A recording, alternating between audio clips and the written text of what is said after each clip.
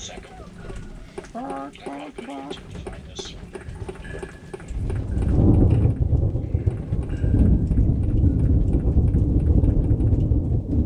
It's an interesting story.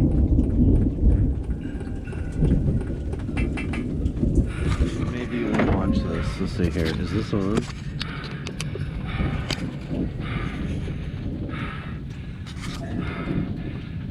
Rogers fried rice.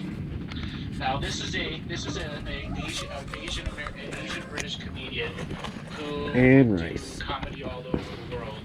And Ow! he lost Stop all his clawing me. comedy because of COVID.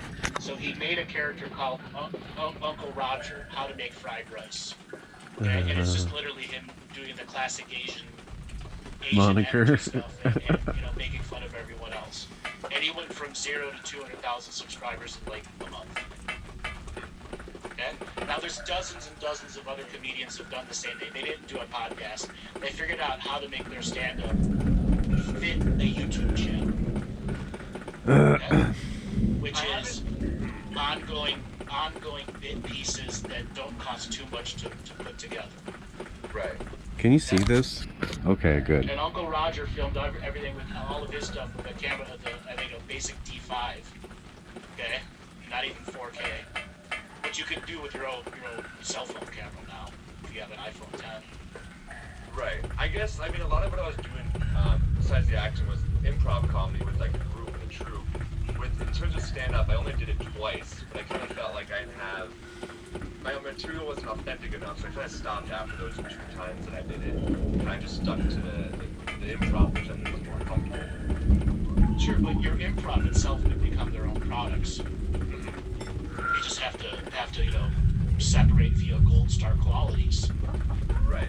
There's some improv that is funny, but it's not going to be funny to everyone. It's going to be funny to the people that really understand the nature of the improv going on there, but you actually had to reach out to yourself to create. Right. Yes, 3 billion subscribers, okay, in less than a year. Okay? And then he's had all sorts of big celebrities come onto his podcast too. Om Namah Shivaya. Is this the way I came? I think so. Together, I'm trying to get in the improv scene, I'm doing the acting, I'm like, do I want to start the channels? I feel like I have so many different routes. Choosing one and sticking to it. But it's like, which is that one? Right now, it's not about sticking with one, it's doing many, and doing many effectively. Example, if you have a YouTube channel, you could duplicate everything to your Facebook channel with one click. Like I broadcast from here in Zoom, and I have a stream service that connects direct to my Facebook, my YouTube, my Twitter, my Twitch, and simulcasts to all of them. So I don't have to upload to each one, and it shares the show descriptions. Aw, he sneezed. Okay, so right there with the $12 or whatever, $15 a month that it costs for the Restream service. Okay, you could begin to build your channels. It's a matter of how much content you're going to create. Content might be stand-up one day, and it might be improv comedy the next day, and it might be actors lessons the next day. Oh, this is a new I've been place. to this many cattle calls. I like that. What Hollywood and Bollywood is like in the difference in in casting calls. Here's my advice if you're trying to figure out, how to get out of stress. Right. So you break it down into playlists and concepts. So just kind of touch upon all the things. Exactly. Right. And it might be a 7-minute video, and it might be a 19-minute video the next day, and it could be 2 hours a week after that. Don't limit yourself. Don't limit yourself. How do I walk across? Dang. You in a relationship? I just broke up with someone 3 months ago. Why? Relationship initially started because I was planning on going back to India. I was thinking things would open up much sooner. So we're kind of already on that template of us not really being together, but more than just a hookup. And I just felt like her energy was a bit lower than mine, and it was too much. It just wasn't working out. It was kind of like, well, if I'm leaving anyways, I'm kind of holding you back. She wants to start a family and get married. I'm probably going to end up going to India most likely at some point. And so kind of for those reasons. But that never panned out because India's still closed down tighter than a Virgin Mary. Yeah, I mean, I think realistically, probably 6 months to a year before I can even get back into the country. It's ironically when we quit her job, which was a huge amount of stress for her. And Yeah, she you called me, understand I laughter? just want to apologize for being such a downer when we were dating. I didn't realize my job was just so stressful, and now that I'm Debbie like, with that place, I Downer. just feel so relieved. And I was like, where's this Oh, one? no Where's this stress one? in I my just remember life. Not really. You're a fat cat. I think you should revisit her energy. What was I looking for? Oh, here we go. You may not be dating her. Okay. There was something about her energy that was giving you a lot of good shit.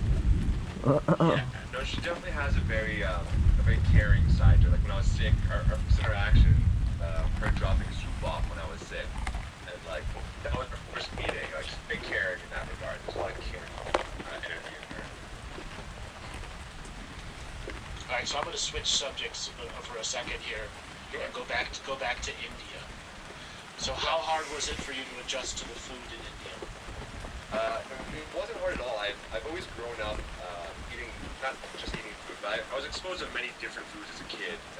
Asian foods from all over the world. So I've always had interest in India just from eating Indian food, like Indian buffets.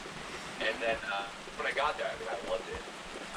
I thought I'd have stomach problems and stuff, but I got sick once in the 3 years. And when you came back, what was it like?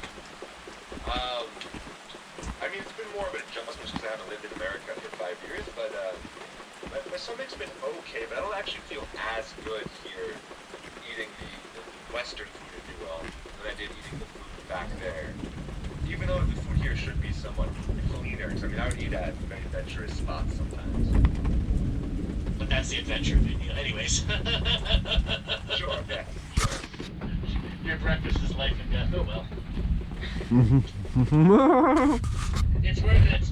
Yeah, sometimes it is, honestly. It's worth it. So there is something going on in your intestinal tract and processing food, and that's why I asked you about what it was like from there to here. Well, that's so you say that because I've also colitis. You do. Oh, yeah. Going on for. So I got diagnosed when I was living in New York. I got diagnosed as having really bad symptoms, like typical symptoms. Went on steroid medication for a few months, then the medicine for that. Then I got fine. And I've pretty much been fine. And then once I got fine, I quit my job, sales job in New York, and moved out to Korea to teach. And that's where all the adventure began. And do you still have flare-ups? Not so much. A little, like, I think just pretty average. I'm almost questioning if I should stop the medicine or, like, it's maybe here and there, but not so much. Not like it was. How long you been on the medicine for? 6 years or 7 years. Do you ever skipped it and see what happens? I've skipped a day or two, and it's not too bad. I did actually eat Indian food last night, and my stomach's been a little off today, but I think that's just somewhat normal. It's normal. It's not like normal sort of, but I've only skipped like 1 or 2 days. I've reduced my medicine over time just because it's I feel okay to do so. Have you ever done colonics? No, Do you know what they are? I don't. I've heard the term, but I'm not sure if I'm familiar with exactly what it is. Alright, so a colonic is called colon hydrotherapy. That's where they take warm saline water and then they fill your rectum up. They put a little tube in your rectum and they fill you up with about, I don't know, half gallon, quarter gallon, 2 liters. And then you expel, and they fill you up again, and then you expel, and you fill up and expel about 10 times in an hour. And that's equivalent to 30 morning poops. That's how much you get out of yourself. That's a lot. Right. I highly recommend you doing some colonics. Okay? Highly, highly recommend.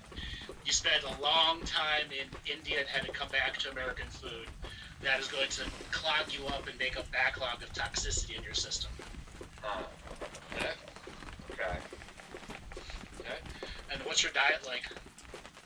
It's pretty good. I'm always trying to improve, but generally I eat pretty good. I have eggs, and usually eggs in the morning, eggs, turkey, bacon, and organic bread, and protein shake in the afternoon, grilled chicken, vegetables, and brown rice for dinner. Those RX protein bars sometimes. Okay, that's good. You gotta start counting your protein.